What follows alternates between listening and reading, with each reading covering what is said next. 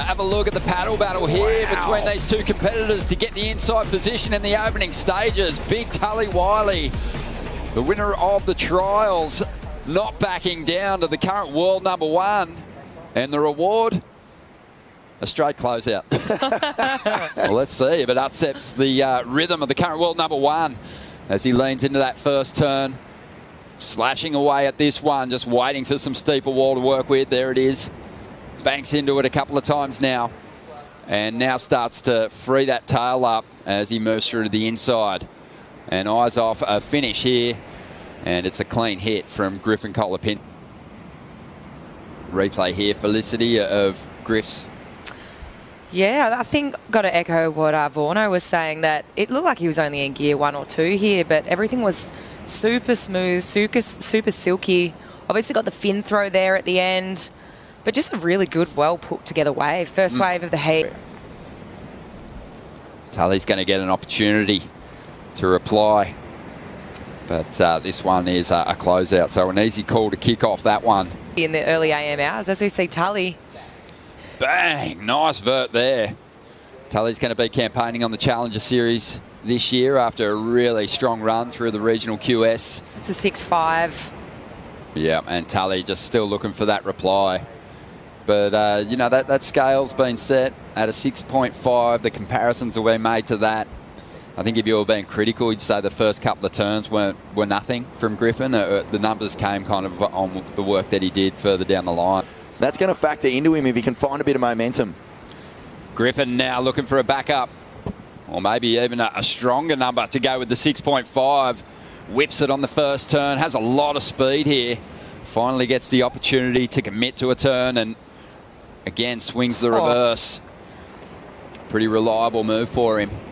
And there's no shortage of huge names in that grassroots organisation as we see the replay here at Griff.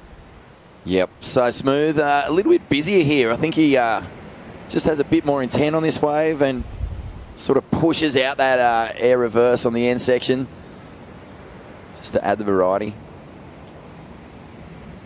Perfectly placed. In the pocket there, frees the fins. Kind of like a big picture thing too. He really focuses throughout the year. Tully now just looking to get things going. He's had a number of rides. This is wave #5. And he's starting to put it together now. This wave is really giving him some great opportunities to attack as he gets through to the inside and finishes one off finally. This will get him back in the heat. You hear the whistles from that local crowd. Then Tully, this will be interesting to watch from this angle because we were kind of looking across at it before. Down the line speed, up and over.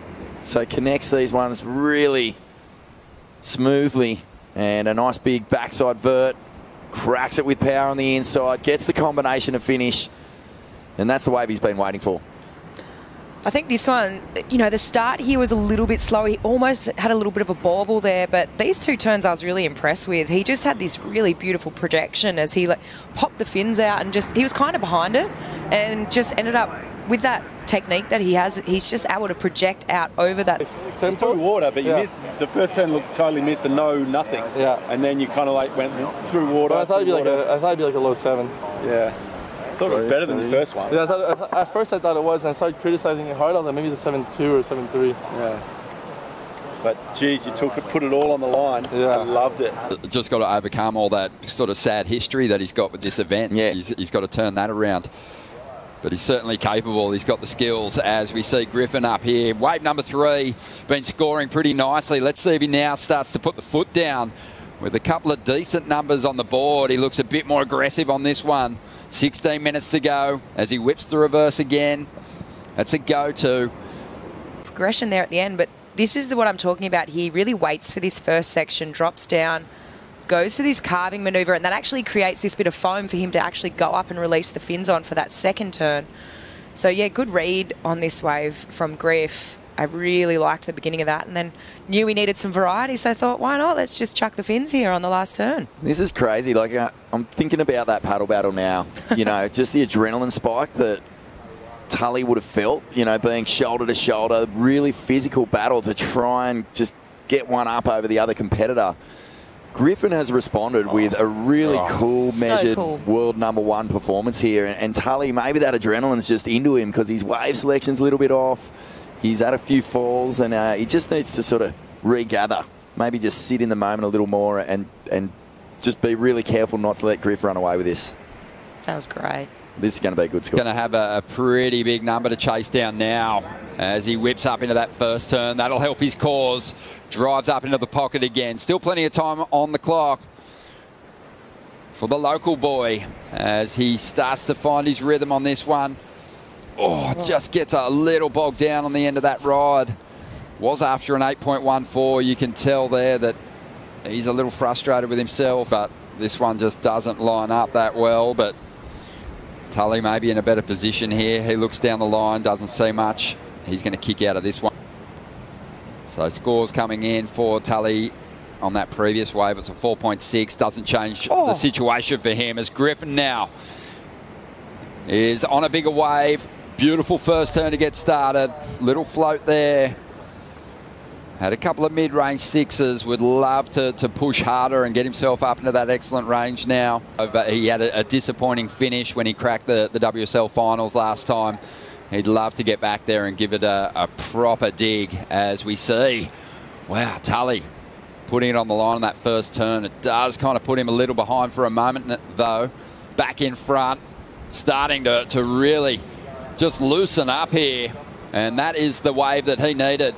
And even though he did lose a little bit of rhythm after this turn, so a big hanger to get things going, just gets a little caught behind.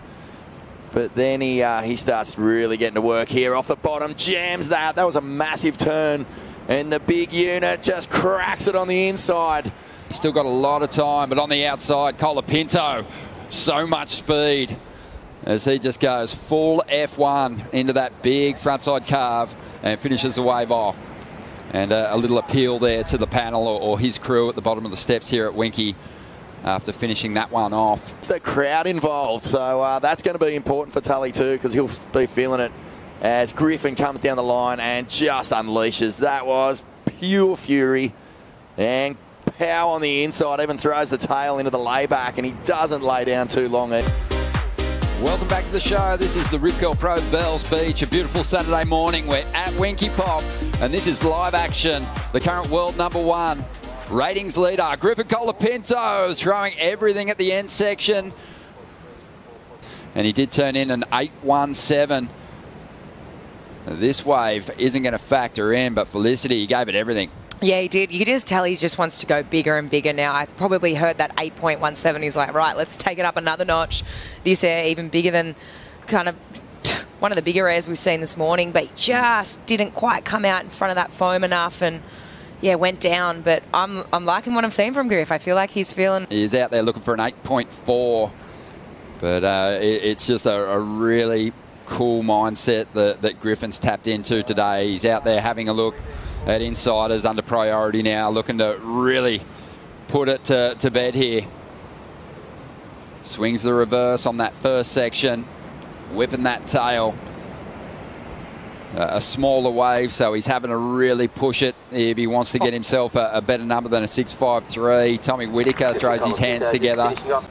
Two of the original yogi / meditation gurus surfed a final against one another here, Shane Horan and Tom Carroll. Yeah, well, I've done some meditation work with TVC, the two-time world champ, and it's cosmic, all right. You go to some pretty special places when you meditate with Tom Carroll. Yeah. Into the cone zone, a pipeline. You get to see all these places, mate. Yeah, that was 1986 that they surfed the final against one another. Yeah, Shane Horan victorious and always riding interesting equipment, but he won $6,800 that year. Look at this little inside wave, 7.4. Griffin turned it around with that. It was actually the 6.53, so it's not even in his top 2 anymore. But that first turn was the first time we saw him really engage with a little bit of intent. Felt like he was just sort of... And we're going to see if Tully can turn this into a near-perfect number here. He needs a 9.27 now. Nice hit. Couple of times now he's been in this main event, and he always has a couple of solid scores. But he needed something huge there. He needed more than what he gave on that ride. As Griffin right behind him. And as you said, he's just surfing out there now. Swings the board around again, won't go into the top two. But Felicity, he's just sort of maintained this. He was sort of in the slow lane, had his foot halfway down, and Tully wasn't really keeping up with him. There are the results, though, and it's a confidence-building round of 32 performance for Griffin Colapinto. We are going to take a quick break, and we'll be back with more.